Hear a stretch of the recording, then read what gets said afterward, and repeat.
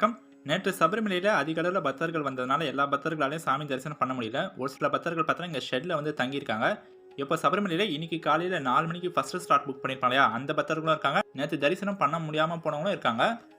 நேற்று சபரிமலைக்கு வந்த ஒரு சில பக்தர்கள் பார்த்தோம்னா யாருமே எதிர்பார்க்கல. நம்ம நைட் வந்து இங்க தங்குவோன்ற மாரி. கூட்டம் வந்து அதிகமா இருந்ததுனால அவங்க நைட் இங்க தங்குற மாரி ஒரு சிச்சுவேஷன் இருக்கு. வாட்ஸ்அப் லிங்க் டிஸ்கிரிப்ஷன் பாக்ஸ்ல இருக்கு. நீங்க ஜாயின் பண்ணிக்கோங்க. சபரிமலையோட எல்லா அப்டேட்டும் உங்களுக்கு உடனே வாட்ஸ்அப்ல கிடைச்சிரும். நன்றி.